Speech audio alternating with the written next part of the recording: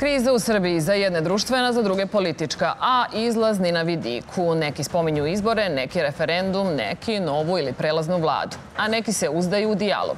5 putića, pitanje je samo gde vode.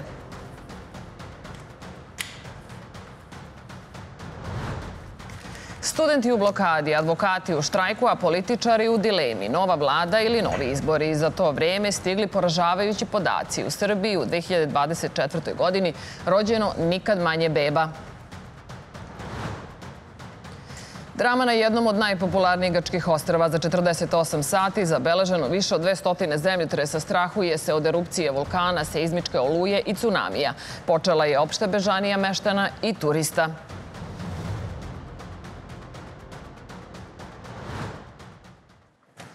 Od danas na šalterima Elektroprivrede Srbije više ne mogu da se plate računi za struju. Građani će u buduće to moći da urade elektronski ili na šalterima pošte, banaka i drugih platnih institucija. Na klik plaćamo račune, ali i šopingujemo kod kuće i u inostranstvu. Mobilne telefone svakako da ne ispuštamo 24 sata. Bukvalno živimo život na dugme. Dobroveče, moje ime je Biljana Jović, počeo je Blic uživo.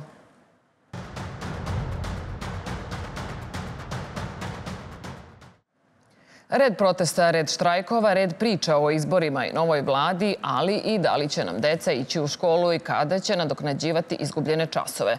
Reklo bi se poslednjih nedelja uobičajen dan u Srbiji. Predsjednik Srbije Aleksandar Vučić poslao je otvoreno pismo Rektorskom kolegijumu Univerziteta u Beogradu i još jednom ih pozvao na dijalog u vezi sa ispunjenjem 4 studentska zahteva. Poštovani, pozivam vas da zajedno sa drugim nadležnim institucijama i predstavnicima akademske zajednice otpočnemo dijalog u okviru kojeg ćemo pronaći rešenja za postojeću situaciju u kojoj još traje blokada nastave na visokoškolskim ustanovama.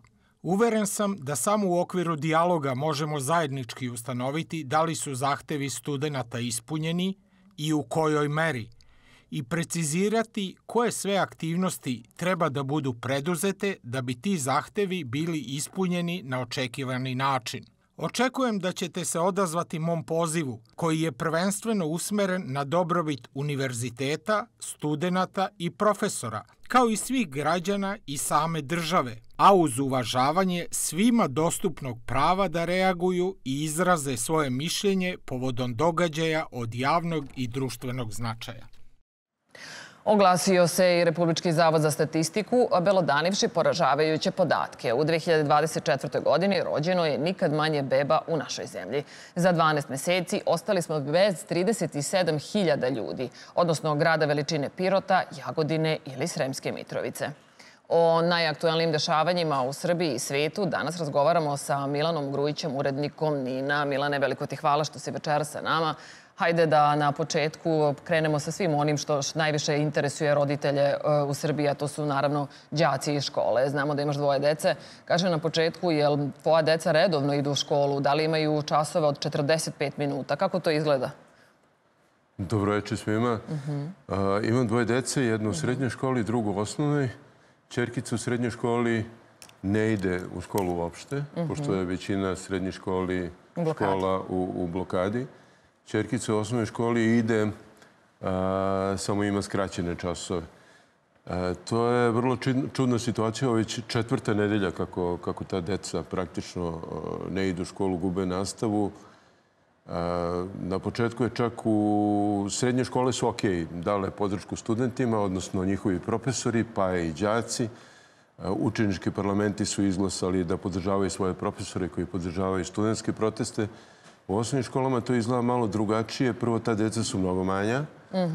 Na početku je čak bilo pre 2-3 nedelje tu u školi moje mlađe ćerke sumanuta situacija gde je škola odlučila da radi, gde su svi nastavnici odlučili da rade, ali roditelji nisu hteli da šalju decu u školu.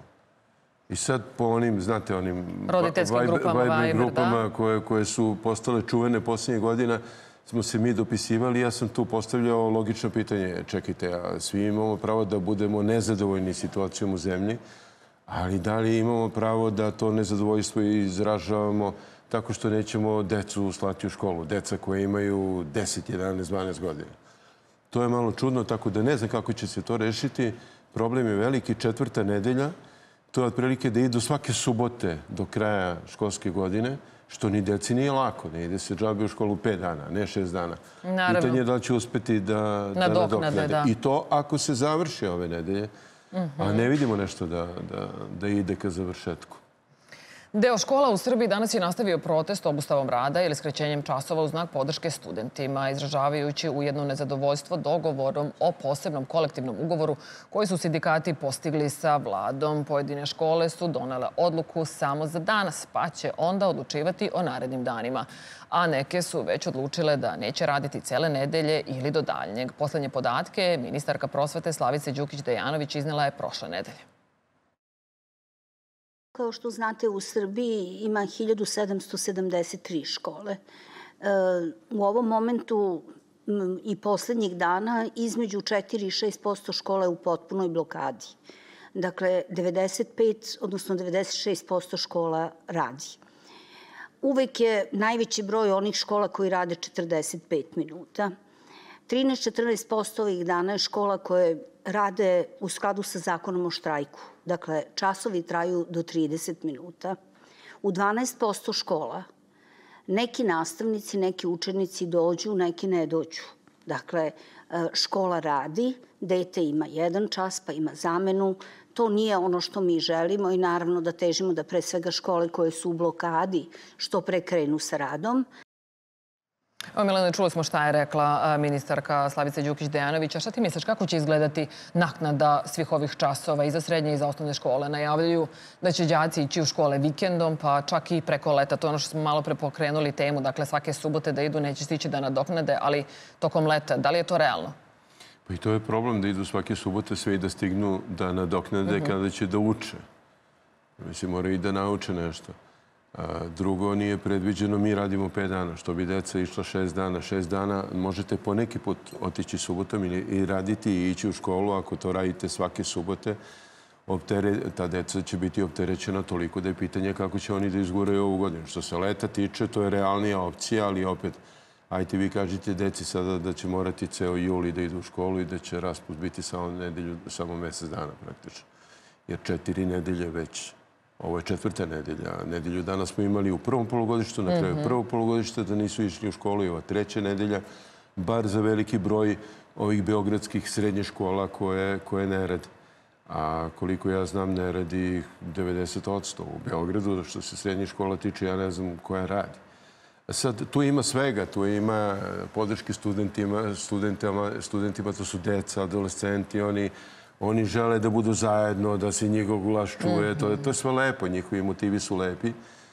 Ali mi stariji znamo da to, pogotovo mi roditelji, da to može da bude realan problem i veliki problem. I tek ćemo vidjeti kako će se to na kraju završiti. Nažalost, ni današnji dan nije mogao da prođe bez incidenta. U Novom Sadu uhapšen je 40-godišnji muškarac koji je pretio učesnicima protesta ispred srednje škole. Pogledajmo kako je to danas izgledalo.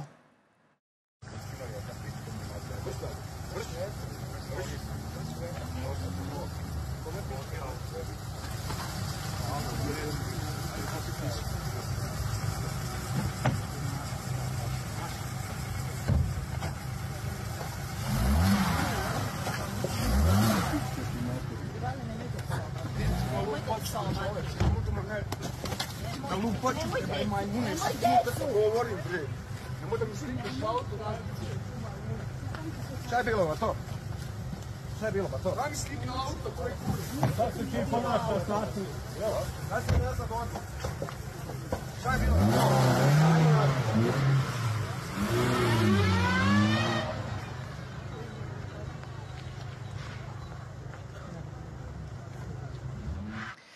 Sumnja se da je napadač danas oko 12 sati ispred srednje škole Bogdan Šuput pretio učesnicima protesta i da je pokušao da ih napadne. Milane, nažalost, skoro svakog dana imamo neki incident. Gaženje automobilom, prebijanje bezbopalicama. Da li postoji realna opasnost da se nekako ipak u nekom trenutku i sve završi tragično? Postoji. Postoji, nažalost, i ta opasnost nije mala. Danas su učenici beogradskih srednjih škola išli od jedne škole do druge, pa su se skupljali i na kraju održali, video sam, jaku policijsku pratnju, to nije za džabe. Ovo je posljedica te ekstremne podele u medijima pre svega, koja je naravno posljedica opet ekstremne podele na političkoj sceni. Kad vi imate medije i kad imate političare koji pričaju da su studenti koji protestuju organizovani od strane hrvatskih ili nekih drugih obavještajnih službi, uvek nađete jedan mali procenat ljudi koji su nesvesni zapravo situacije, koji misle da je to tačno i koji misle da ovakvim stvarima brane državu Srbiju. Od tih istih obavještajnih službi, od raznoraznih Hrvata, od Albanaca, od Kurtija, od ovih, od onih. A da su ljudi koji protestuju na ulicama zapravo oni koji hoće da sruše ne samo vlast, nego mi to slušamo i od političara iz vlasti, slušamo i od medija. Tako da je to prosto normalna posljedica. Ja se bojim da može da se završi tragično. Ja se sećam tragičnih događaja sa protesta 90. godina. Ljudi su ginuli na ulicama Beograda. Nadam se da s obzirom da su ovde, zaista se nadam u pitanju deca pre svega, jer videli smo da su pregažene 2 studentkinje, videli smo da je jedna istučena bejsbol palicom. Tako je. Da zaista, eto, apelujem na te ljude da bar imaju obzir prema deci. Dakle, niko neće srušiti državu. To što neko protestuje time što je nezadovoljan zbog korupcije, zbog partizacije, zbog klijentelizma, to ne znači da ima nameru da ruši državu, a pogotovo ne znači da iza njega stoji bilo kakva strana obavještajna služba koja to sve potencira, radi, organizuje, plaća i tako dalje. Ali kažem vam, znači posljedica takvog govora, takvih nastupa političara i takve podele u medijima dovodi upravo do ovoga. Dovodi upravo do ovoga. Do toga da ljudi koji nisu dovoljno svesni situacije krenu da napadaju te ljude koji protestuju. Protestuju prosvetni radnici, ali i advokati. Advokatska komora Srbije je od danas u jednomesečnoj obustavi rada, mada će, kako kažu, biti uspostavljen minimum rada. Ipak među njima postoje različite mišljenja. Kako sad stvari stoje, imali smo štrajk u decembru, pa smo imali, odnosno obustavu u decembru, pa sada u januaru i sad ponovo u februaru, doduše iz različitih razloga, ali ovo sada je praktično su istovetni razlozi kao ovo u januaru, koji su bili samo što je sada obustava duža, traje 30 dana, po predlogu Advokatske komore Šabac. Iz razloga zašto je ona prethodno poništena od strane suda. Znači, imali smo u januaru smo imali pre nekih 20 dana, kako beše, imali smo odluku koja je ekspresno poništena u postupku po jednog kolege, ako se može nazvati kolega, koji je uputio tužbu protiv sopstvene komore, zato što je, i onda sad sama tužba kao tužba, to je sad neka druga priča, ali je sud ekspresno u roku od 3 ili 4 sata primio tužbu, doneo odluku, rešenje o privremenoj meri ekspedovao. Znači, bukvalno brzinom svetlosti je postupao sud kada je to bilo u interesu vlasti. Mi i dalje imamo da se ne vrši tonski zapis suđenja. Mi u Beogradu nemamo šalter za advokate. Mi u Beogradu nemamo sobu za advokate. I mogu bi još sijaset problema da vam iznesem što se tiče advokature. Znači, ako imamo studente koji protestuju s jedne strane i u okviru tih zahteva postavili su i 4. zahtev, povećanje budžeta, profesorima se povećava plata, školarina se umanjuju i tako dalje. Pa kako to da advokatura nema jedan zahtev što se tiče uslova advokature? Znači, mislim da je ovo nešto na brzinu. Ako već hoćemo u protest da idemo, onda dajte da sednemo da vidimo kako ćemo to, šta ćemo i gde ćemo. Ali prvo da stavimo struku. A u okviru struke naše je i zaštita prava. Znači, zaštita prava, kad kažem zaštita prava, ne prava advokata, nego uopšte zakonitosti i pozitivnog zakonodavstva, da vidimo šta to treba u našoj društvenoj zajednici da se menja, pa ćemo mi kao advokati da kažemo, evo, hoćemo to da se menja. Evo, Milane, čuli smo, advokatima se definitivno mora priznati da su među najbolje organizovanima, ali tako? Jeste, što se snafa tiče sigurno. Da, oni međutim imaju odvojene zahteve od studenta i traže ostavke ili razrešenja ministra pravde, ministra unutrašnjih poslova, predsjednika Ustavnog suda i predsjednika Vrhovnog suda. Šta kaže? Ali su im razlozi vrlo slični. Oni traže promenu društvene klime, odnosno traže promenu obrazaca ponašanja u društvu, što su toliko opšti zahtevi da je teško pronaći šta to konkretno. Oni traže smenu dvoje ministara, predsjednika Ustavnog suda i Vrhovnog suda. Šta bi to donelo? Oni su organizovana grupa uvek kad protestuju advokati, mada je dobro što sam čuo da će ovaj protest, i oni su sami rekli, da bude u skladu sa zakonom, što je veoma bitno, jer vi morate u roku od 4 sata, ako ste privedeni, imati advokata. Ako nemate, moraju da vas puste. Dakle, ne može da funkcioniše pravosuđe, bez obzira kako ste krivično delo napravili. A advokati su organizovani, uvek su bili organizovani, mada vidim da je i u njihovim, u vrhu te advokatske komore došlo do određenih nesporazuma. Pojedini ljudi su podnosili ostavke, ne slažu se sa obustavom rada od 30 dana, slažu se sa zahtevima, slažu se sa podrškom studentima, što je jedan od njihovih zahteva je podrška studentima. Nije zahtev, nego prosto razloga zašto stupaju taj 30-dnevni štrajk podrška studentima, ali se ne slažu sa tim da taj protest traje 30 dana. Premijer Miloš Vučević podneo je ostavku pre nedelju dana, a ona još nije usvojena u Skupštini Srbije i nema uopšte naznaka kada bi to moglo da bude učinjeno. Kako je rekao Milenko Jovanov, šef poslaničke grupe SNS-a, Vučević je i dalje premijer. Još je Miloš Vučević premijera, vidjet ćemo šta će da bude. Ono što je najvažnije, kad smo već kod toga, je poruka predsjednika Republike. Nema prelazne vlade, nema ekspertske vlade, samo srpska vlada. Znate kako je to bilo sa onim ekspertima? Kad onaj čoban čuva ovce, pa mu ekspert kaže, evo, reci mi koliko imaš ovaca, ja ću da ubacim u računar podatke, pa ću da ti kažem šta treba da radiš. I ovaj mu kaže i tako dalje. Kaže, dobro, evo ti izaberi najlepšu ovcu, ovaj izabere ono što je hteo da izabere i kaže, a mogu ja tebi da kažem šta si ti? Kaže, šta? Pa ti si, kaže, ekspert. Kaže, kako znaš? Pa kaže, to nije ovca, to je ovčar. Tako su vam ti eksperti vodili iz zemlje. Mi ćemo da preteknemo nekako, ali šta će od prasića da ostane, ja više ne znam. Znači, gde god se skupi više od njih 5, oni okrenu prase. Tako da, to je opasnost za stočni fond, ali država će ostati stabilna. Milene, kako ti komentarišeš što ni vlast ni opozicija ne žure sa potvrđivanjem Vučevićeve ostavke? Pa opozicija je pitanje za sebe. Oni ne žure ni sa čim. Misle da imaju vremena, čekaju da vide kako će situacija da se razreši.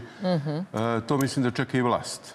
Dakle, Vučević jeste premijer. Da bi bio postao premijer u tehničkom mandatu, Skupština mora da konstatuje njegovu ostavku, a potom teče rok od 30 dana za nekakvim rešenjem. Gde mora se pronaći rešenje. Ili će ponovo taj isti parlament da izabere drugu vladu ili će se ići na izbore. Ja ovde ne razumem, srpska vlada, ekspertska vlada ili prelazna vlada, to nisu različite kategorije. Kako su to oni zaključili da ekspertska vlada ili prelazna vlada nije srpska vlada? Mislim, naravno da to nema nikakve veze i naravno da je ovo sve politika. To je sve pričanje narodu, građanima Srbije, šta se kome svidi. Znaju oni koje su njihove grupe ciljne i šta se tim ljudima svide da čuju i tako se i ponašaju. Pa i ta priča oko tih prasića i svega toga.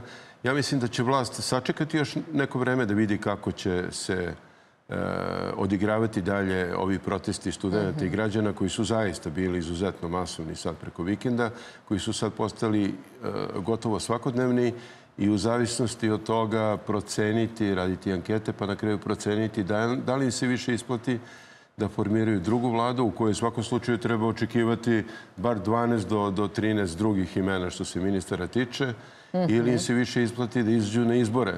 Sad, opozicija je rekla da od tih izbora nema ništa, da njih to ne zanima, da na njih neće izaći.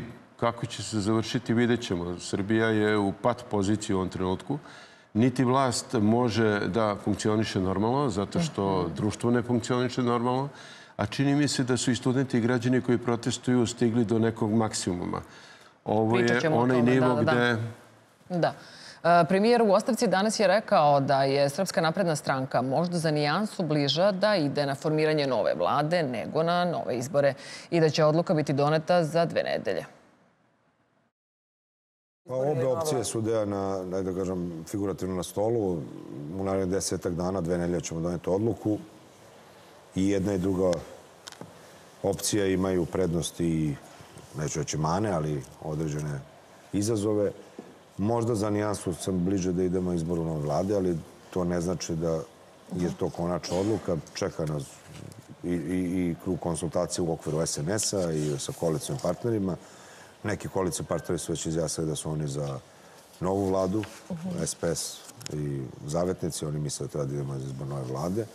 Mi ćemo, i ja ću sa predsjednikom Republike razmotriti sve kažem, aspekte, odnosno obe opcije, šta donose novi izbori ili šta donosi izbor nove vlade i svakako nećemo se voditi partijskim interesima. Smo to pokazali i sa ovim činom podnošenjem ostavke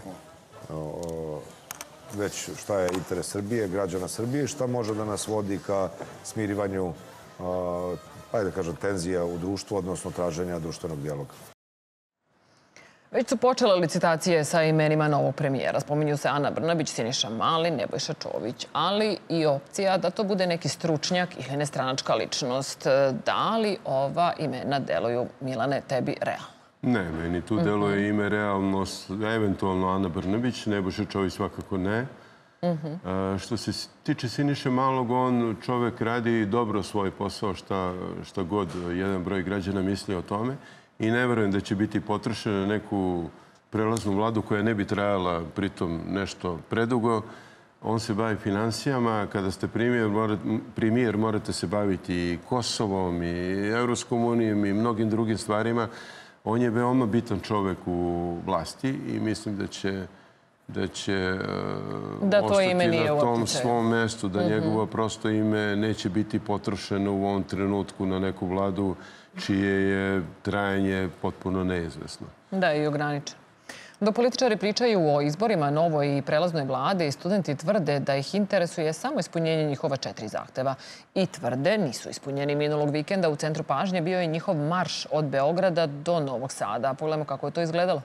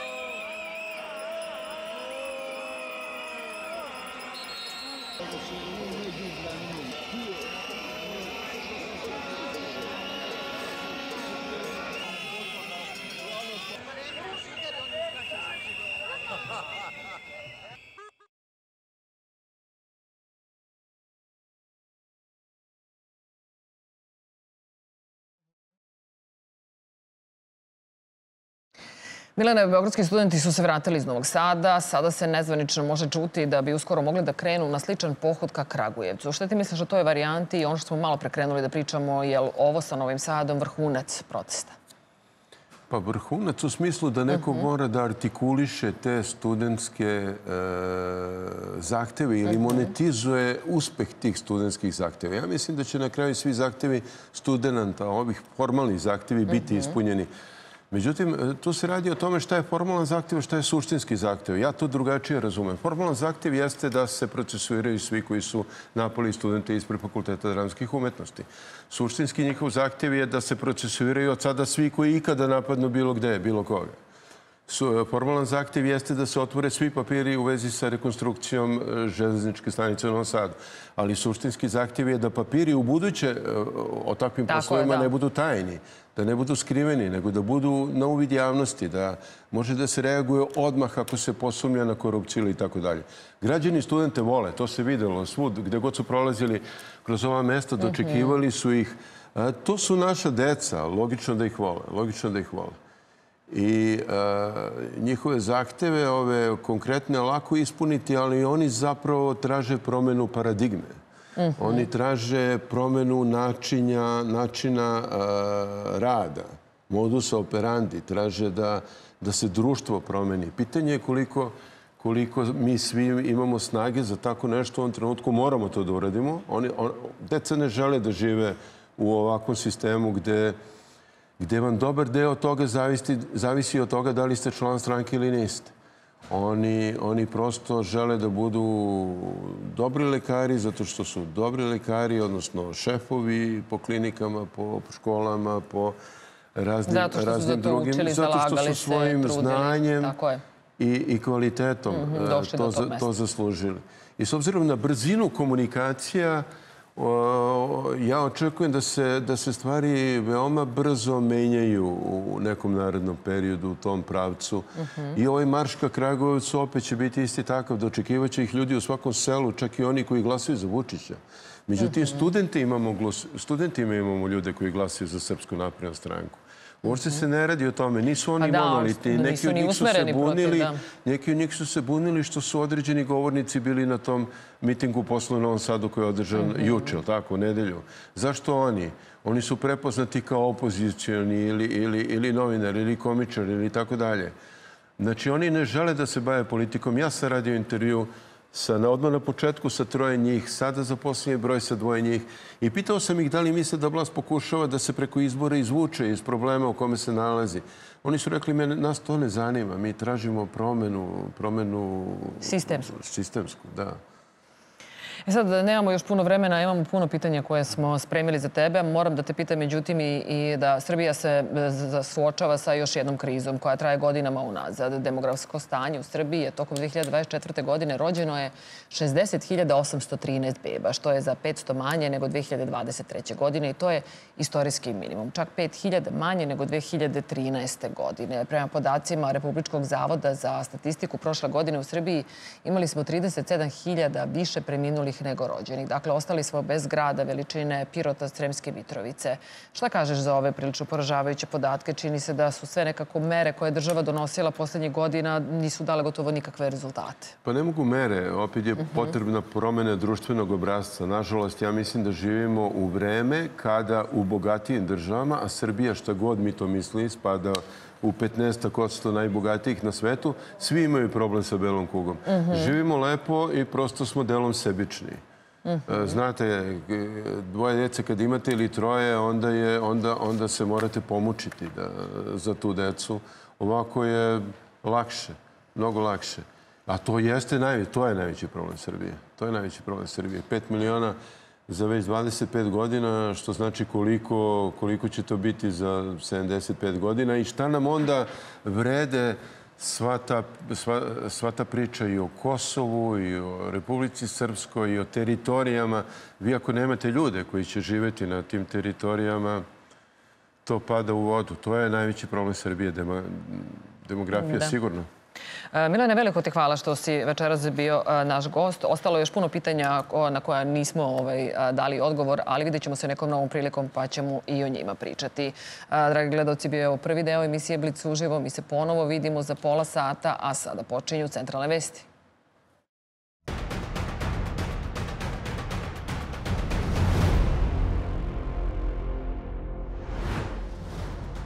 Kriza u Srbiji za jedne društvena, za druge politička, a izlaz ni na vidiku. Neki spominju izbore, neki referendum, neki novu ili prelaznu vladu, a neki se uzdaju u dijalog. 5 putića, pitanje je samo gde vode. Drama na jednom od najpopularnijih grčkih ostrva. Za 48 sati zabeleženo više od 200 zemljotresa. Strahuje se od erupcije vulkana, seizmičke oluje i tsunamija. Počela je opšta bežanija meštana i turista.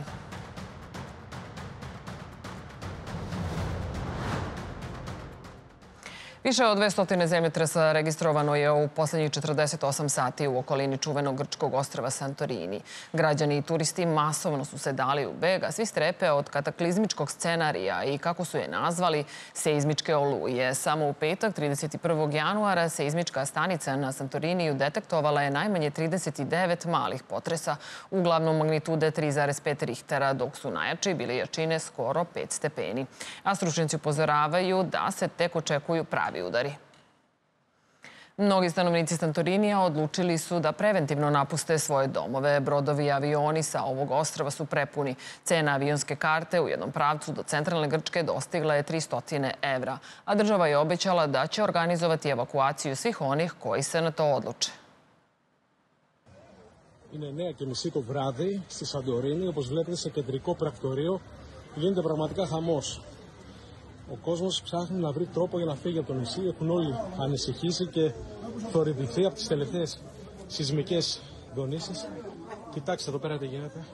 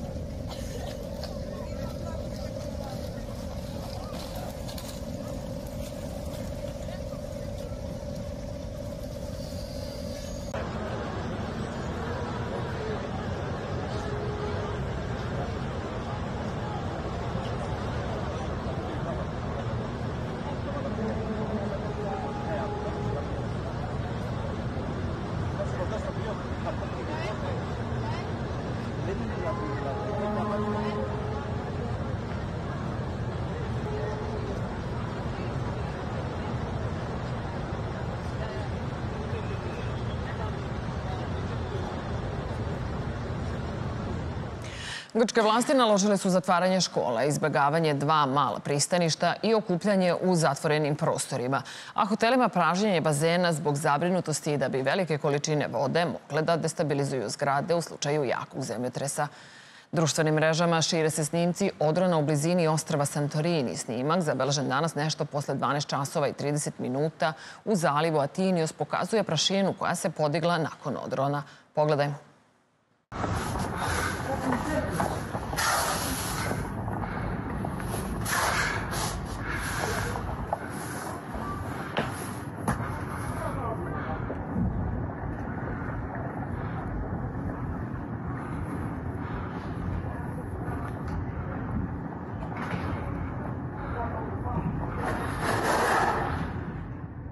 Zabrinutost zbog zemljotresa se prelila i na Tursku, gde su tamošnji stručnjaci upozorili stanovnike priobalnih područja kao što su Bodrum, Mulga i Adinio na mogući tsunami. Društvenim mrežama kruže snimci priobalnih područja Turske na kojima se navodi da se voda povlači. Stručnjaci podsjećaju da se na dnu Egejskog mora između Santorinija i Amorgosa krije ukupno 5 velikih raseda, svake dužine preko 20 km, koji mogu da izazovu zemljotrese snage od 6,5 do 7,3 stepeni.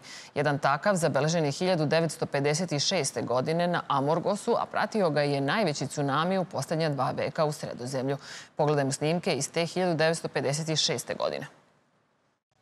Εν μέσω των αυτών λαϊκών εκδηλώσεων ευγνωμοσύνης, ο πρόεδρος της κυβερνήσεως κ. Καραμανλής φτάνει στον πύργον, όπου ομιλεί προς τους κατοίκους, υπογραμμίζουν τη στοργή και τον ενδιαφέρον της κυβερνήσεως.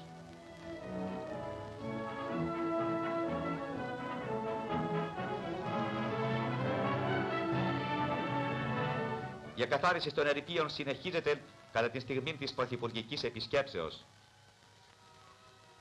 Ο κύριος Καραμανλής επισκέπτεται τα καταλειπωμένα τμήματα του χωρίου και συμμερίζεται την οδύνη των κατοίκων.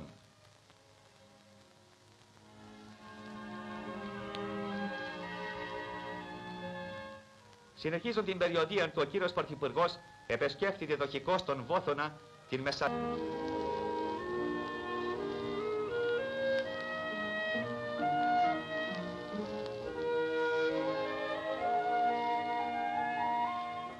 Στην Ιαν, ο κύριος Καραμανλής εκδηλώνει ζωηρό ενδιαφέρον για τα σημειωθήσεις εκεί μεγάλας καταστροφάς.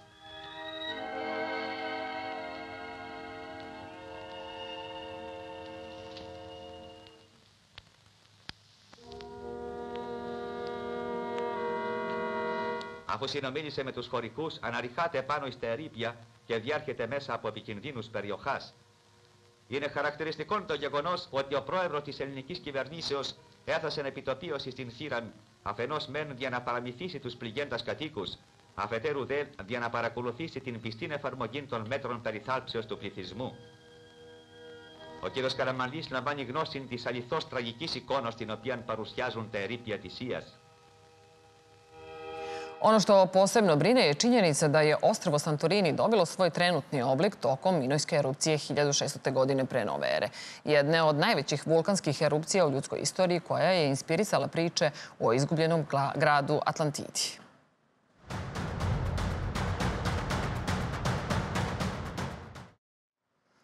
Tragedija, protesti, blokade, incidenti i kriza. Najveća od dolaska Srpske napredne stranke na vlast 2012. godine.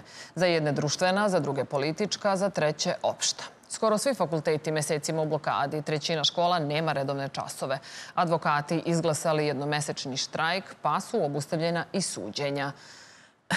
U međuvremenu je pala hapšenja zbog tragedije, pale i ostavke, pa i vlada Srbije. Istina za sada još nezvanično, a izlaz iz krize nije ni na vidiku. Crkva, univerzitet, to je kao atomska bomba u politici. Ali morate paziti, ne možete se posvađati sa ženom pa da bacite atomsku bombu. Dakle, morate da znate šta treba da uradite sa tim. Ne može neko da kaže mi ćemo sad napraviti plenume, pa će plenumi da određuju vladu. Imamo jednog ostarelog profesora koji kaže dajte studentima da budu u parlamentu. Mi smo to i tada odbijali. Ja sam na studiju B rekao, Ostojić je vodio tu emisiju, izvinjam se, Ljubivoje Tadić je vodio tu emisiju, ja sam rekao nisu studenti ni Parsifal, ni Leongren, ni ovo germanska mitologija. Nisu studenti tu, mi nikad nećemo biti, ja sam tada govorio Talebani. Talebani su godinu dana ranije došli na vlast u Afganistanu. Znači, društvo je mnogo složeno da bi nekoga vodio tako. Pošto su donali zahteve pre početka blokade, znači ti zahtevi su nasleđeni, oni su nejasni, oni su neizvodljivi. Ako oni nemaju već veze sa predsjednikom Republike, sa sistemom, za očekivati je da oni prate 5-6 godina proces. Ne možete proces za nesreću koja imala smrtni ishod ili za ubistvo iz nehata izazvano korupcijom. Ne možete da vodite proces 15 dana. Bez obzira na veliki broj ljudi koji se skupio na Svetog Savu, znate, to je neki znak, u stvari, opšte nemoći. Jer s jedne strane vlast ne može ništa da uradi, s druge strane imate na ulici 100-200 hiljada ljudi, vi ne znate šta ćete nego se svađate sa crkvom. Pa 27. januara 1997. godine moć te opozicije koja nije imala većinu u zemlji još uvek je bila tolika da su mogli da naprave 2 skupa, da su studenti pre toga 8 dana i 8 noći po minusu bili na polju, bez grejalica, bez šatora, bez donacije iz Slovenije, bez Slovenca koji zna da posavetuje dobro šta da radimo i tako dalje. I ko zna čega još, je li? Jedni kao rešenje spominju referendum, drugi prelaznu vladu, treći novu vladu, četvrti izbore, a peti dijalog. Između vlasti sa jedne strane i studenata i rektora sa druge strane. O izlazima iz krize večeras razgovaramo sa Predragom Lacmanovićem, programskim direktorom agencije Faktor Plus i politikologom Ognjenom Gogićem. Gospodo, dobroveče, dobrodošli u Blic uživo. Gospodine Lacmanoviću, pričat ćemo detaljno o svakoj od ovih ideja, ali koji je za vas najrealniji izlaz iz ove krize? Da li ga uopšte vidite u ovom trenutku? Ne nazire se uskoro izlaz iz krize, pre svega zato što krizu, ljudi koji su izazvali ovu krizu i koji stoje iza demonstracija, iza štrajkova, iza protesta studenta, prosvetara, ne žele izlazak iz krize. Oni imaju neki viši cilj koji će se tek videti posle određenog vremena. Međutim, i njima predstoji jedan težak zadatak, a to je da istraju u ovim protestima, da ih učine dužim, jačim i da održe ovu energiju. Ali isto tako mislim da sve što nastane na nekoj euforiji mora i naglo da splasne. Ne znam koliko će ljudi, pa čak i ovi mladi protestanti, biti zainteresovani da u tolikom broju podrže ove proteste i mislim da je na kraju krajeva izlazak iz krize izbori. A ovi protesti služe da se što više oskrnavi moć vladajućeg režima i zato su ciljevi nedefinisani. Nedefinisani u smislu što često čujemo da mlade ljude kad ih pitate pa dobro, evo ispunjeni su vam zahtevi, šta dalje želite, ali ne samo mlade ljude, nego i profesore, nastavnike ili neke druge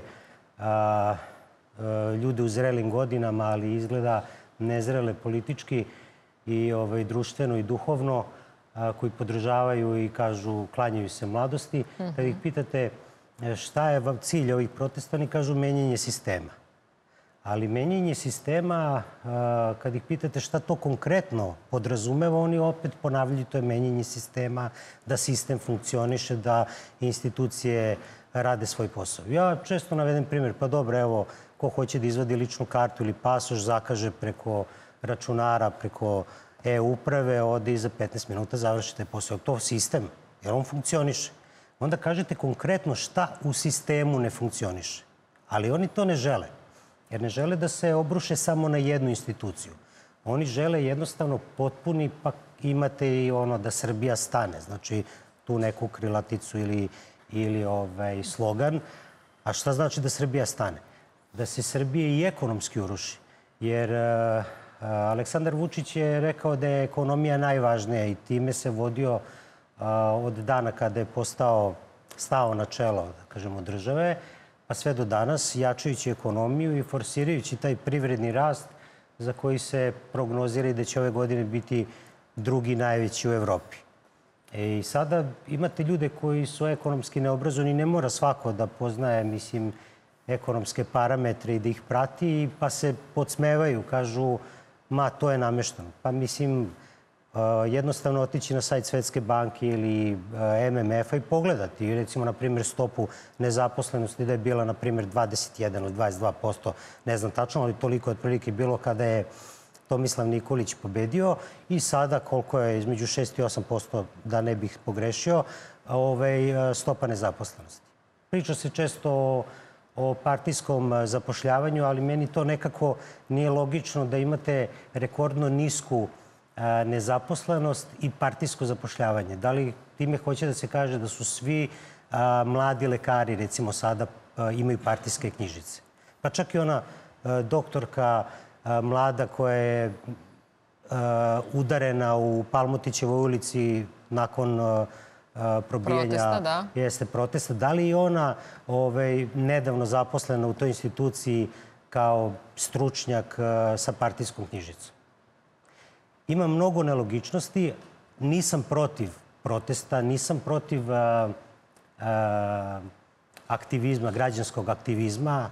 On mora da postoji, treba da pritiska i vlast, i političare, i ljude u vrhu glavnih institucija, ali protivim se opstrukciji sistema. Jer kažu, želimo da funkcioniše sistem, ali sve čine da sistem ne funkcioniše. Trenutno nam je urušeno školstvo i to ne samo što studenti ne studiraju, nego i mnoga mala deca. Govorimo o osnovnoj školi, imaju skraćene časove, neki čak i ne idu u školu. Ne znam o kom procentu se govori, ali ja živim ovde u Beogradu i znam škole, konkretno u kojoj moje dete ide, ima skraćene časove 30 minuta. Ako 4 časa danas ima, ona će biti uskraćena za sat vremena nastave, obrazovanja. I niko ne može to da je nadoknadi. Nijedna radna subota, ni produžetak godine sigurno ne može da nadoknadi prošlost. Jer prošlost je prošlost i niko se nije vratio u prošlost i niko ne može da povrati ono što nije urađeno. Jasno, da, ali tek ćemo da shvatimo u stvari kako će izgledati ta nadoknada osnovnih škola, srednjih takođe, a i fakulteta, boga mi. Gospodine Goviću, moram i vas da pitam šta vi mislite prema vašem mišljenju, da li je ovo više politička ili je ovo društvena kriza?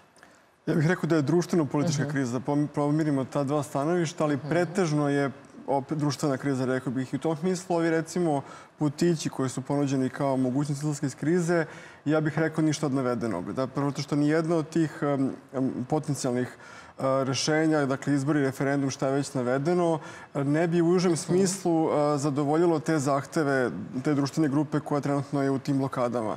Dakle, koliko se čuje, barem zvanično, barem oficijalno, dakle, studenti kao predvodnik tog pokreta ne traže izbore, ne traže promenu vlade zvanično. Znači da neće u nekom momentu. Dakle, oni imaju te druge zahteve, o njima može da misli kako se kome čini da li su opravdani ili nisu, ali same promjene konfiguracije vlasti nisu odgovor na te zahteve. I sada kada bismo pitali studente u ostalom ili kada bismo i pokazali to na delu da se raspišu, na primjer, izbori ili referendum, da li bi obustavljene bile blokada fakulteta? Ne bi. Tako da u tom smislu to nije rešenje. Ova kriza će verovatno u nekom momentu dovesti do izbora. A šta bi onda bilo rešenje? Pa sad, toga smo daleko. Želim da kažem da će ova kriza dovesti do izbora koji sami po sebi možda neće biti rešenje. Dakle, oni mogu čekati da prodube krizu. U nekom momentu ćemo sigurno imati izbor ove godine. Kad je reč o rešenju, plašim se da ne mogu da kažem da postoji jedna formula, jedan čarobni štapić, nešto može se uradi što bi sad sve rešilo. I ja zapravo mislim da ćemo mi da pre toga svedočimo o tome da se kriza još produbi pre nego što dođemo do rešenja. Ovdje vidite sad situaciju tu da, dakle, to je jedan društveni pokret koji vode studenti, ali su se njima priključili i drugi, dakle, advokati, profesori i tako dalje. Dakle, oni imaju sad momentum. Dakle, imali smo događaj u Novom Sadu prethodnih dana koji pokazuje da taj pokret jača, da on privlači građane k sebi. I u toj situaciji nije očekivati da će sad taj akter u ovom momentu, kada je na vrhuncu snage, da prihvati dijalog. Ne, nego kad ste u toj situaciji, vi zapravo želite da vidite koliko možete da iskoristite. Ovo što smo videli u Novom Sadu, da li je to vrhunac protesta ili ćemo gledati još ovakve slike? Za sad da je to jedan pik, tako da kažemo, odnosno vrhunac. I sad da li on može da raste dalje ili da počne polako da pada, to ne znam, to ćemo vidjeti. Ali mi je jasno da onaj ko vodi te proteste se osjeća osnaženim kad to se vidi i da onda mu ne pada na pamet da razgovara. Dakle, vidite na razgovore onog momenta kada nemate bolju opciju, odnosno bolju alternativu. To sada vlast nema. Vlast je ponudila dijalog jer nema drugu opciju. Studenti ne prihvataju dijalog jer smatraju da imaju druge opcije. I ja mislim da će u jednom momentu, evo sad ću da se približim odgovor na vaše pitanje, da ipak studenti shvate da im je potrebna izlazna strategija. Jer ovo stanje ne može da traje večno. Dakle, oni sada, ako nastavi se te blokade još nekoliko nedelja i meseci, oni rizikuju da izgube godinu. Dakle, oni sebi nanose ogromnu štetu. Dakle, a i cijelom društvu. I onda, to je kao štrajk glađu, kako da vam kažem. U jednom momentu vi morate da kažete da ćete način izađeti iz toga. Tako da ja mislim da će u jednom momentu studenti morati i čitav taj pokret da preispita metode koje koristi. Dakle, ne nužno da odustane od zahteva, ali da ipak shvati da te metode postaju kontraproduktivne. To će biti moment za dijalog. Dakle, kada oni budu rešili da promene pristup, dakle, da odustaju od blokada, a da nešto drugo preduzmu, ne znam šta, tu će, po mojom mišljenju, se ostvari prostor za razgovor, ali mislim da taj moment još nije naišao. Gospodine Lasmanoviću, da li je ovo definitivno najveća kriza od dolaska Srpske napredne stranke na vlast 2012. godine sa kojom se oni suočavaju? Može se reći da je definitivno najveća politička kriza. Ja bih ipak rekao da je prepolitička, ali složit ću se, može da se nazove i društveno-politička, ali politički su ciljevi. Što ne znači da svaki od protestanata misli da su politički ciljevi, ali oni koji su organizatori, a definitivno moraju postojati, jer ne može ni 5 ljudi istovremeno isto da misli spontano, da deluje kao jedan. Tako i ovdje mora neko da rukovodi svim ovim akcijama. Ali ono što se često spominje kako su... Oni spominju plenume, da studenti kada se organizuju se na plenumu. Da, ali opet i oko tih plenuma ima mnogo kontroverze, koliki broj čine ljudi u plenumu, ko donosi odluku, koliko je ljudi protiv na tom plenumu neke ideje i tako dalje. Tu jednostavno ne žele da se izjašnjavaju. S druge strane, oni koji nisu zainteresovani da protestuju, oni su često pasivniji. Jednostavno nemaju interes. A oni koji su zavedeni ovom idejom, ne samo zavedeni, imate organizatora, imate nekog koji je uticao da neko postane organizator.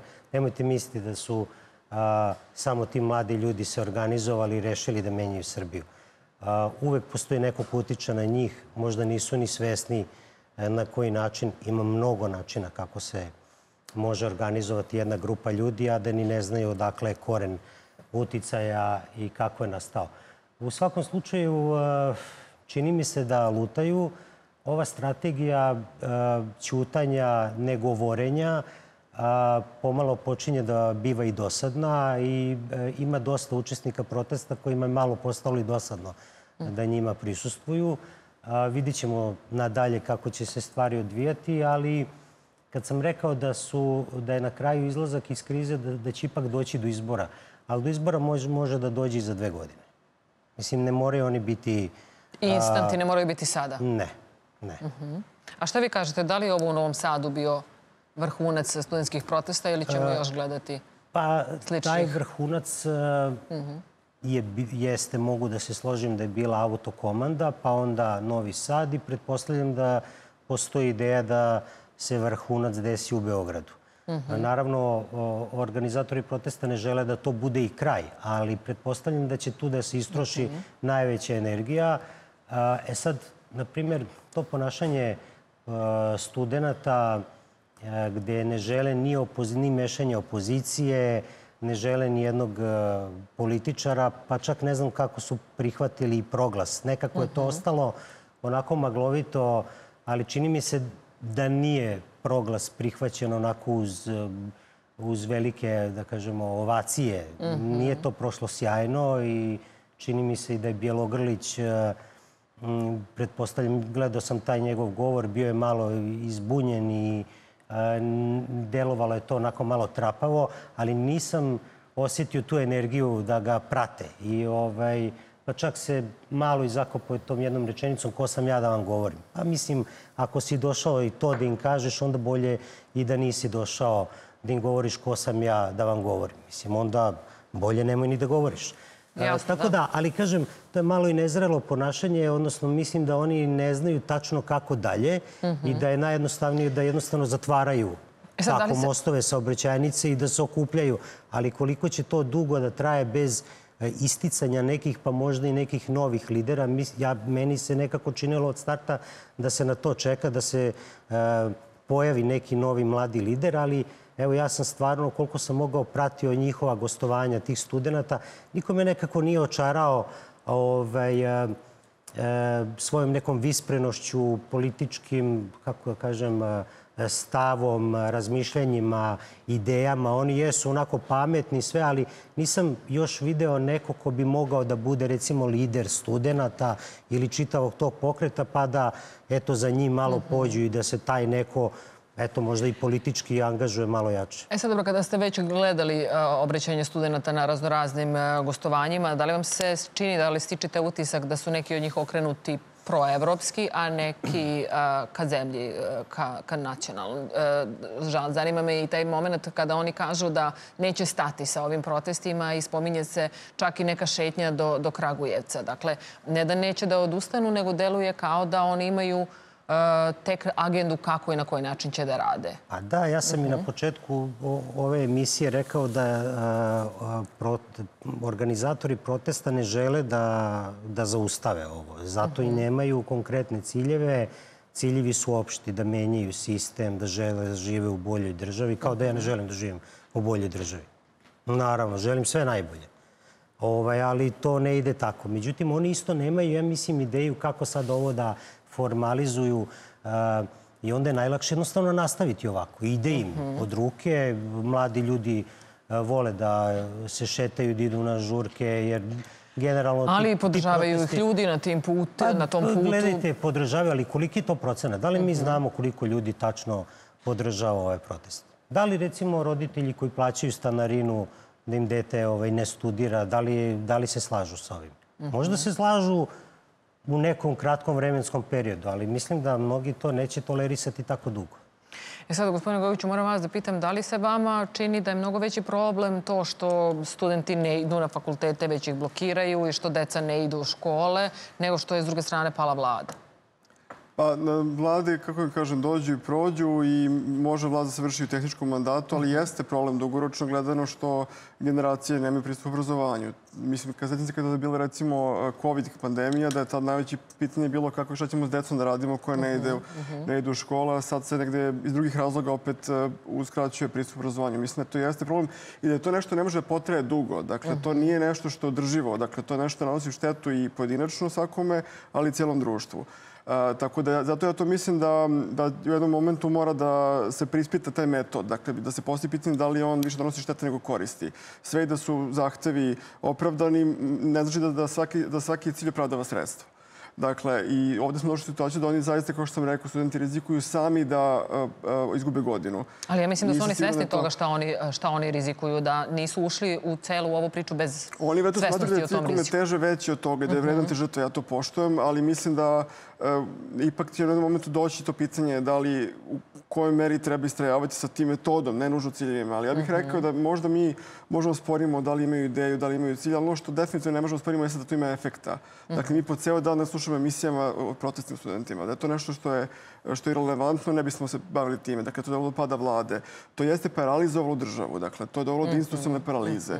I to jeste, kako kažem, tema. Dakle, to znači da ono što oni rade ima efekta. I sada da li je opravdano, da li je smisleno, to nek svako za sebe ceni, ali da ima efekta ima. I onda je teško zapravo nekome ko osjeća da uspeva da istera to svoje, očekivati će da se zaustavi u tome. Pa neće. Dakle, doveli su do pada vlade, doveli su do toga da je ipak prišao jedan značajan broj građana njima. Da li je to procentualno veće ili manje, ali nije beznačajno. Tako da, to je ono što čini razgovor u ovom momentu teškim, zato što oni verovatno osjećaju da mogu, ako nastave ovako, da njihova pozicija pregovaračka bude još veća. I onda neće niko da zaustavi. To je proces... Mislite da oni ovo rade da bi dobili veći prostor u pregovaranju? Pa na kraju da. Dakle, da bi prosto, evo recimo, danas sam vidio vest da je tužilaštvo neku u Novom Sadu najavilo da će stvoriti neku istragu o korupciji. Znači, to sve na kraju daje efekte koje ne žele da vide. I zašto bi onda odustali oni od toga? Verovatno da će, ako nastave da istrajavaju, dobiti još više do toga što traže. I onda u toj situaciji je teško očekivati da će se zaustaviti. Ali to ipak u jednom momentu pređe taj prag kada sredstvo počinje da besmišljava cilj.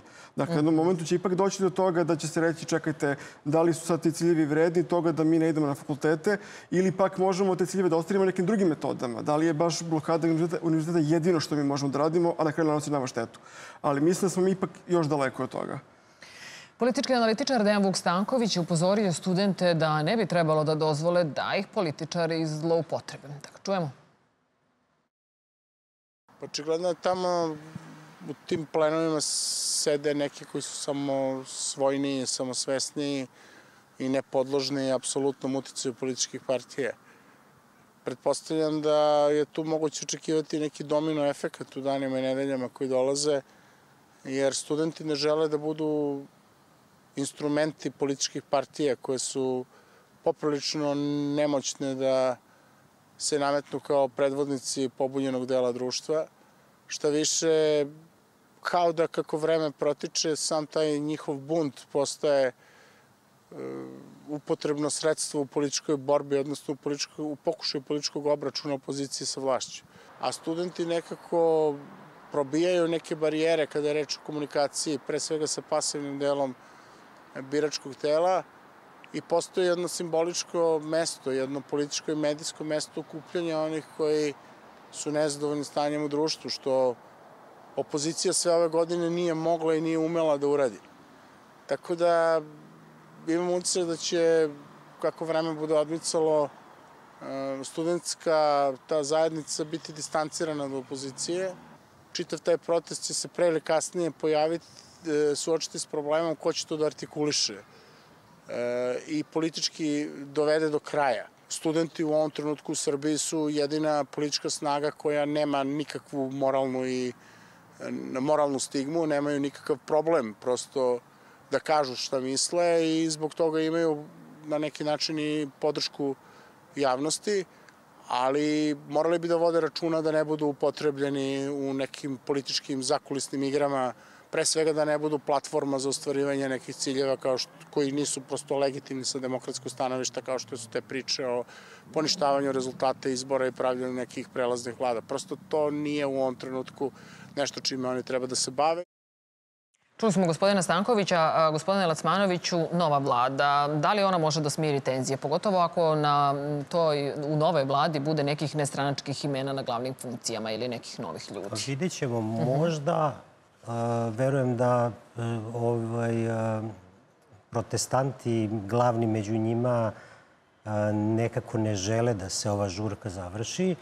Međutim, možda može da ih iznenadi ili iznenade neki članovi te nove vlade i možda mogu, ajde da kažemo, da ih blago uštopuju. A mislim da ne može nova vlada skroz da zaustavi proteste, jer oni jednostavno ne žele to i moj sagovornik je to negde i objasnio, da oni dokle god su tako masovni i jaki i onda su se osetili malo i silnim, jednostavno taj osjećaj im prija da vode na neki način glavnu reč. Ne vode glavnu reč, ali su, da kažemo, sad u nekom piku popularnosti.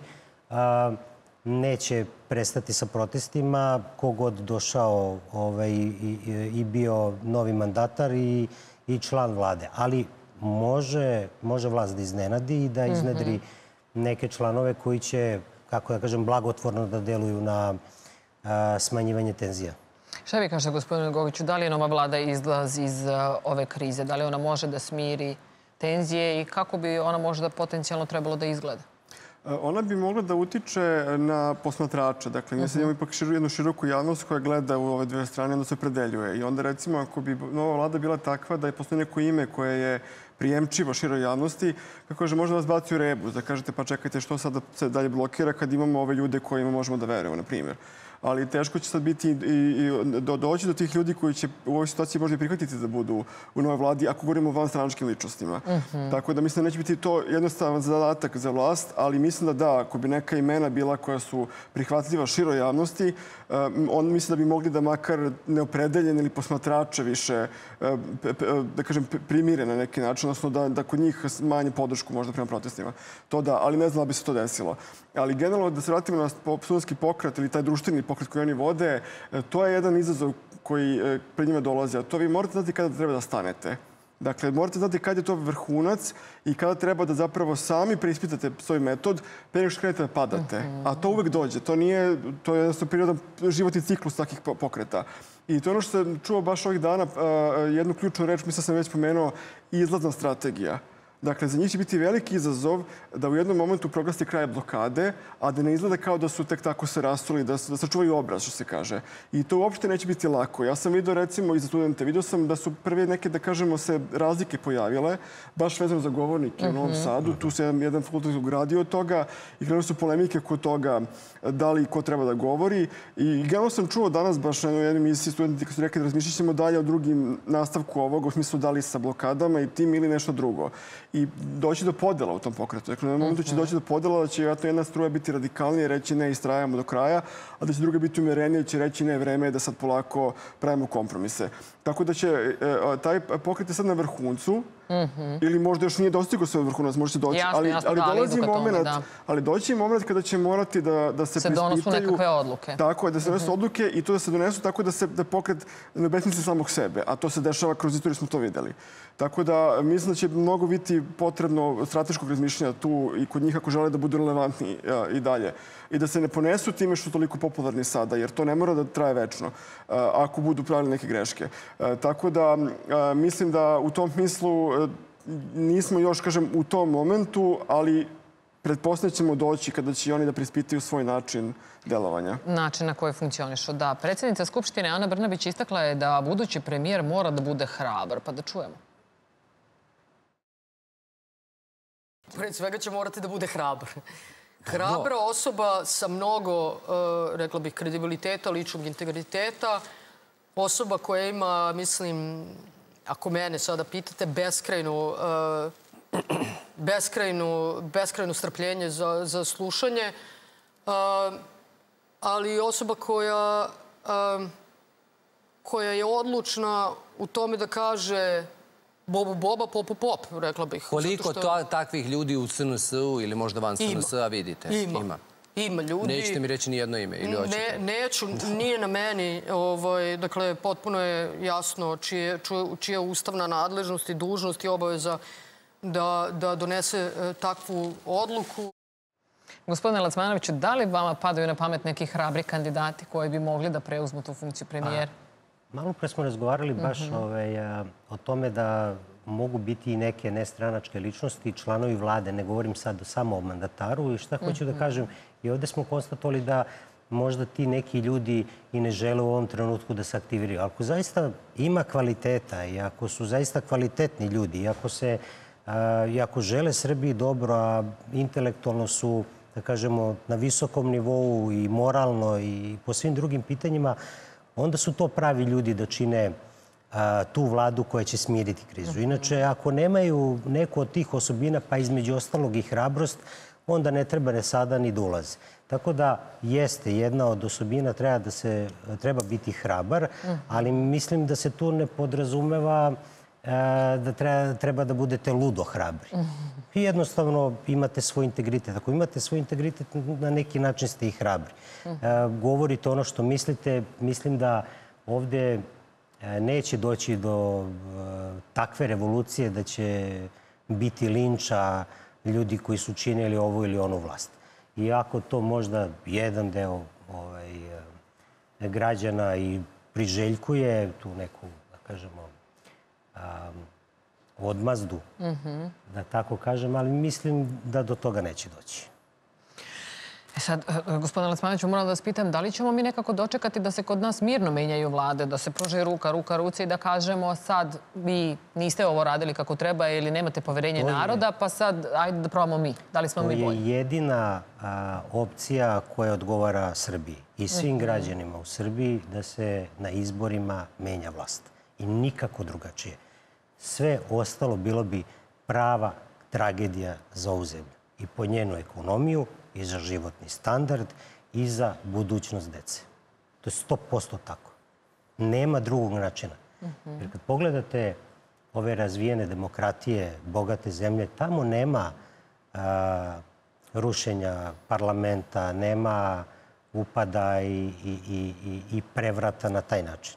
Prema tome i mi treba kao društvo malo da sazrimo, jer mi smo ipak mlada demokratija. Nisu ovde ljudi još dovoljno zreli, ali se uzdam u razum. I mislim da u zemlji u kojoj imate konstantan dugogodišnji rast BDP-a i u kome konstantno rastu i plate i penzije, sad zvučim kao predstavnik vlasti, ali to je fakat. Imate i inflaciju, ali ipak imate rast plate i penzija, imate stabilan kurs dinara u odnosu na evro i obrnuto, a već dugi niz godina u takvoj zemlji da se na osnovu demonstracije i njihovog omasovljenja na kraju desi prevrat na ulici ili da se biraju neke prelazne vlade, mislim da je apsolutno suludo, besmisleno i ne znam koju reč da kažem, a da ne bude uvredljiva dalje.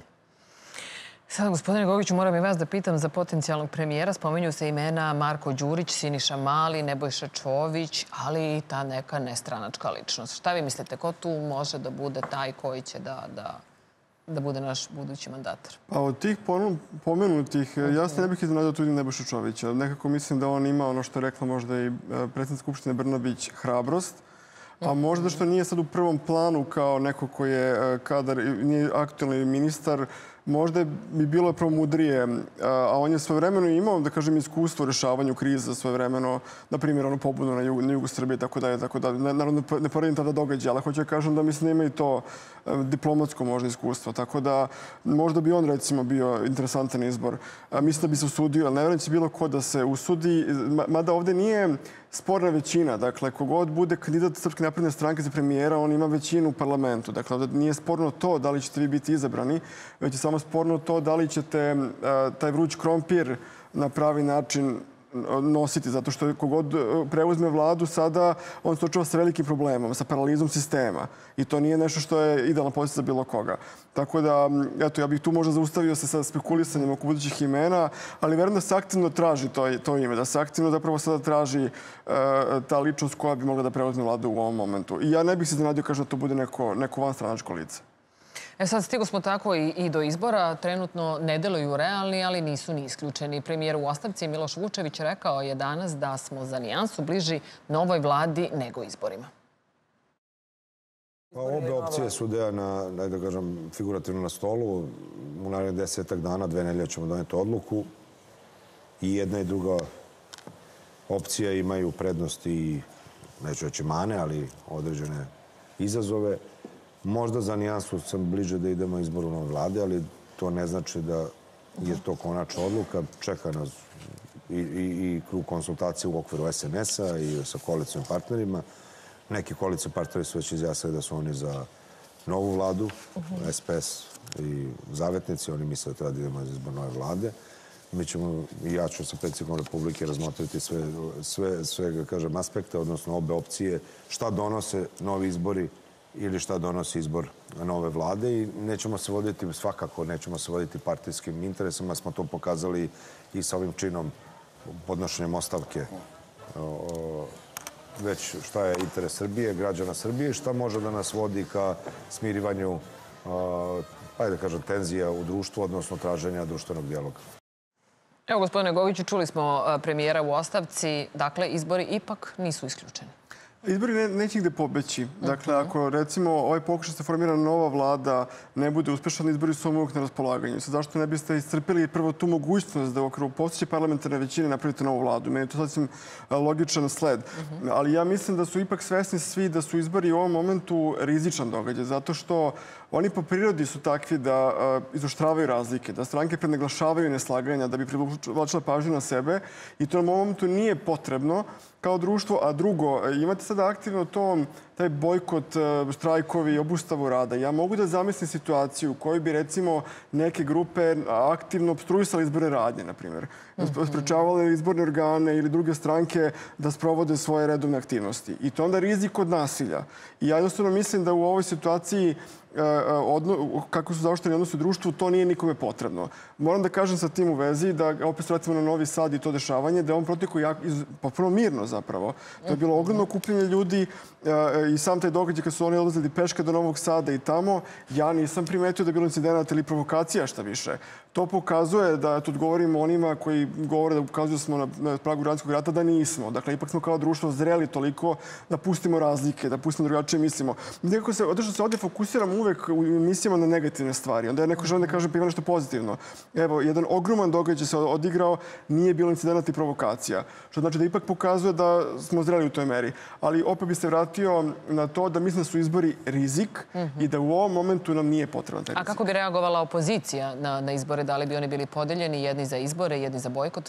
Sada deluje u ovom momentu, mada opozicija se stvarno nikad ne zna, oni mogu da promene pozicije, ali deluje, svi su se izjasnili već da su protiv izbora, da su za prelaznu vladu. Oni traže prelaznu vladu, da to nemaju podršku studenta, to da bude rečeno isto, za sada barem. Mislim da opozicija bi prebojkotovala i mislim da bi postojala jedna vrsta tabua, da kažemo, opozicije, zato što mislim da se niko iz opozicije ne bi usudio da ide na izbore, jer bi studenti bili protiv toga.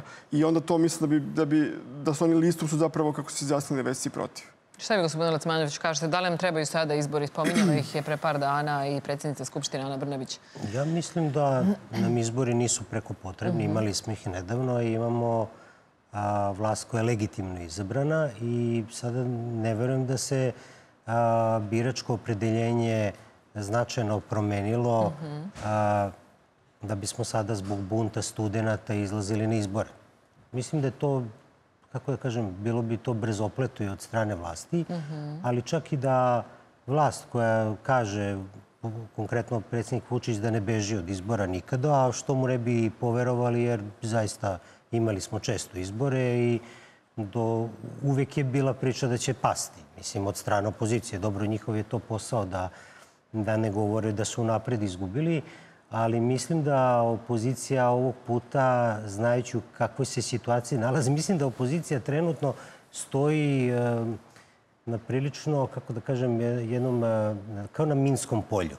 I da se tako ponašaju, onako prilično su obazrivi, ne javljaju se mnogo, nema ih u medijima i mislim da su jako uplašeni kako će se ovo odraziti na sve njih. Tako je. I videli smo pokušaj da se približe studentima i studentskim protestima, ali nekako je to sve urađeno stidljivo, bez previše uspeha. I bilo je potpuno bezuspešno, da. Sad moram i da vas pitam, dakle, ovo su sve što smo mi do sada pričali bile političke opcije, ali nekako sve te varijante deluju kao da apsolutno ne interesuju studente i da to nisu njihovi zahtevi. Sad jedino rešenje potencijalno bi moglo da bude nekakav dijalog, je li tako, između vlasti sa jedne strane i akademaca sa druge strane. Šta vi mislite o tome? Mislim da je to najbolje rešenje. Mislim, najbolje i kada vas neko zove na razgovor, na mirne razgovore, zašto ne bi oni to prihvatili? Mislim da je to onako da bi time pokazali određenu zrelost, da jesu za razgovor, pa sad na tom razgovoru mogu da se slože ili ne. Ali i na taj razgovor treba da doći spreman sa konkretnim zahtjevima. Šta oni to žele da menjaju u sistemu? Pošto ovako stalno su to onako preširoko dati zahtjevi da žele bolju državu, da funkcioniše i tako neka konkretno navedu. Ali ipak ne mogu da traže da se sada da se pojavi neki preki sud i da za takvu jednu veliku tragediju na prečac sud donese presud i osudi ljude za koje možda nije siguran da su zaista pravi krivci.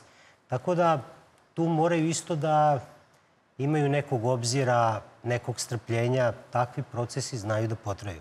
Koliko god se to nekom sviđalo ili ne. Da li onda verujete da će studenti i dati svoje predloge i kandidate i da će u sredu doći na taj razgovor koji je ponudio predsjednik? Ja ne znam, ali se iskreno nadam. I mislim da bi time pokazali zrelost. Šta vi kažete, gospodine Gogiću? Da li će doći do tog dijaloga? Da li je on uopšte moguć u ovakvoj klimi? I da li to jedino deluje nama potpuno nerealno svima koji pratimo šta se poslednjih dana dešava u našoj zemlji? To bi bilo kao da stavimo Putina i Zelenskog za isti sto. Doći i taj moment. Dakle, u svakom sukobu imate dve opcije. Ili jedna strana potpuno porazi drugu ili se postigne kompromis. Mi naravno nismo u situaciji građanskog rata pa da očekujemo da se jedna strana potuče drugu. To uopšte nije nikome ideja. Tako da će u nekom momentu doći do razgovora i do dijaloga i do dogovora, ali pitanje je kada će taj moment da nastupi. Ja mislim da uslova za to još uvijek nema. Da taj poziv vlasti na dijalog je dobrodošao. Meni je žao što nije to do ranije. Mislim da smo možda ne bismo bili u ovoj situaciji. Ni vlast nije ispravo žela da razgovara. Studenti sada su u situaciji da osjećaju da su na vrhuncu snage, da jačaju. Njima sada nije to potrebno, jer ono što smo rekli na početku, dakle, očekuju da će da još ojačaju, a onda vi želite uvijek da razgovarate kad ste jači, ne kad ste slabiji. Ali i drugi problem koji imamo tu jeste što suština te borbe njihove, a to je da oni odbacuju ideju izabranih predstavnika. Dakle, tu postoje ti plenumi koji za sad odbacuju koncept toga da neko govori u ime njih.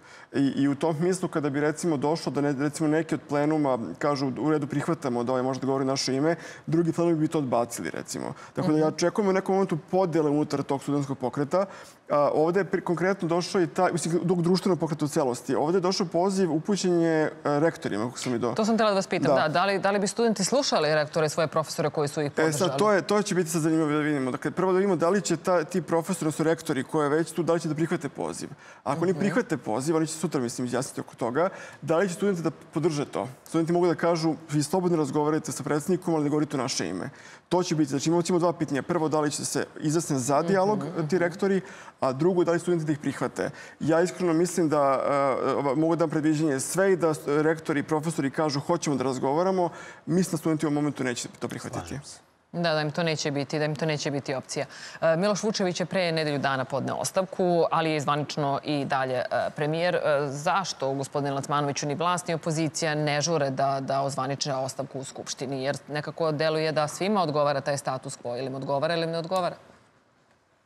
Pa dobro, vlast sebi daje vremena, to i sam predsjednik rekao da će dati 10 dana, to može da bude i 15, naravno, da razmisli šta je bolja opcija, da li će doći do pravog imena koje bi bilo zgodno za novog mandatara, a s druge strane i da li će se odlučiti za izbore. Tako da vlast, kako da kažem, njima to odlaganje negde znači. Moraju sebi dati vremena, ne mogu za jedan dan verovatno doneti tako bitnu odluku. Što se tiče opozicije, oni su malo trenutno nesnađeni, ali mislim i da je to loše po srpsko društvo. Mislim da opozicija treba da postoji, treba da deluje, treba da budu glasniji i mislim malo hrabriji.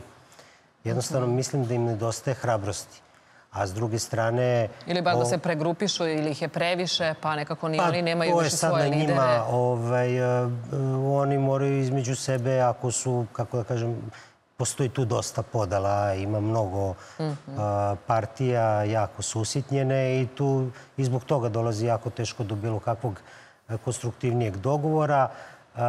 To će možda kasnije na nekim izborima tek da se oformi kao neko jedinstvo, možda ne. ali, kažem, oni se nalaze onako u nekoj situaciji kada više ne znaju koji potez da naprave, a da ne budu oštro kritikovani. Ili nevidljivi. Ili nevidljivi, da. Vlast je već nekoliko puta tvrdila da su ispunjeni svi zahtevi studenta, a onda bi nekako se nastavilo sa tom dodatnom objavom dokumenta koji nedostaju. Studenti tvrde da im zahtevi nisu ispunjeni, tako to slušamo i čitamo svakodnevno. Sad, gospodine Goviću, ko je taj koji bi mogao da kaže to je to? Sad su svi zahtevi ispunjeni, dobili ste sve što ste želeli, sva 4 zahteva su ispunjena. Da li su to rektori, profesori koji podržavaju studente ili ko je taj koji bi mogao da kaže i da preseče i da evo, to je to?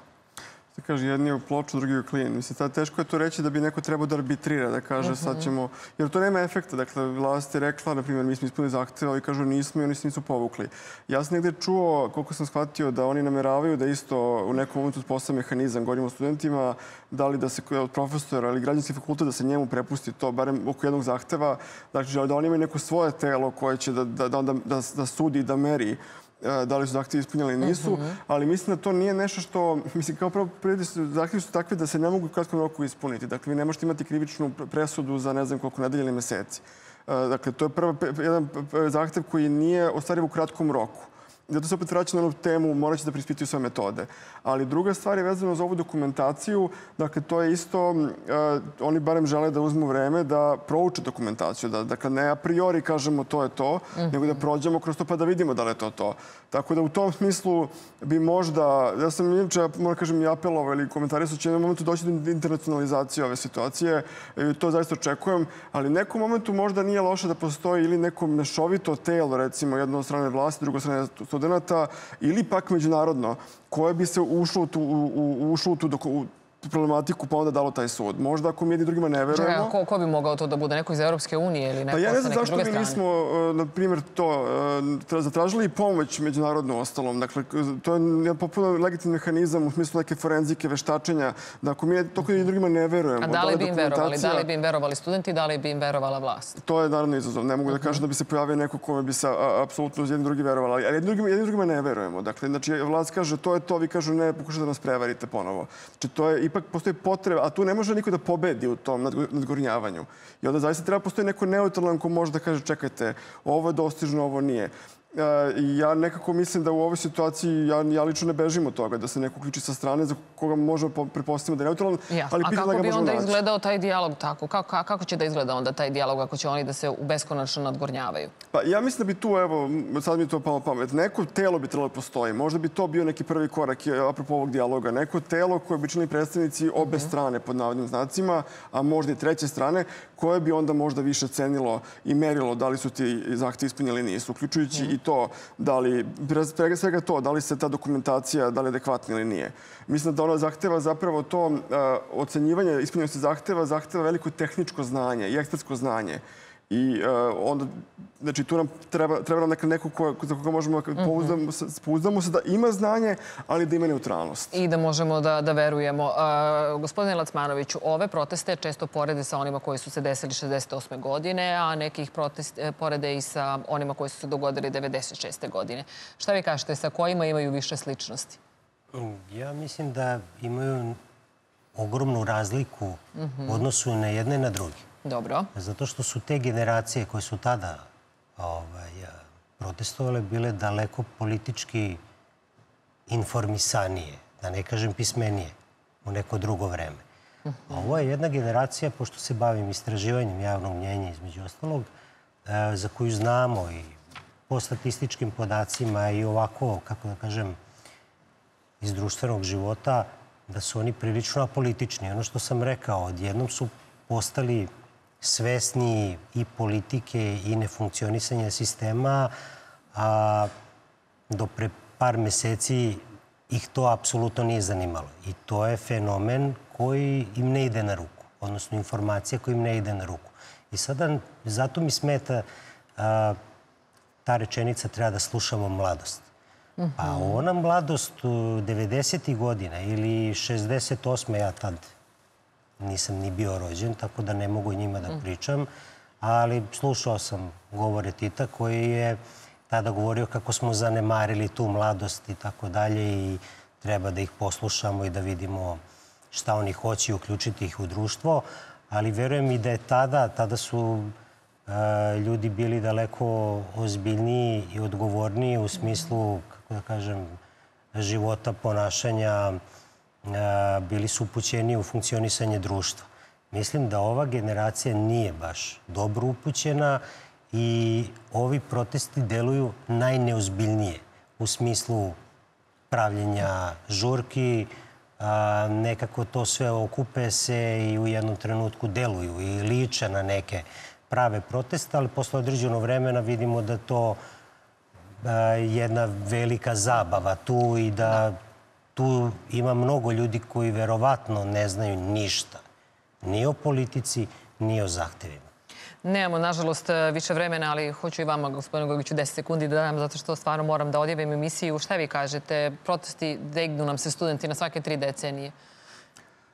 Svaka generacija ima svoju pobunu, tako se kaže, ali ja mislim da su ovi protesti po uticaju možda i prevazilaze prethodne 2. Da li su, kažem, nek svako ceni za sebe i zahteve i to, ali oni su veoma uticajni i mislim da će se proučavati iskreno u nekoj budućnosti. Mnogo vam hvala što ste bili moji gosti večeras. Dragi gledalci, bilo je ovo sve što smo pripremili za danas. Vidimo se ponovo i sutra od 17 časova. Prijetno.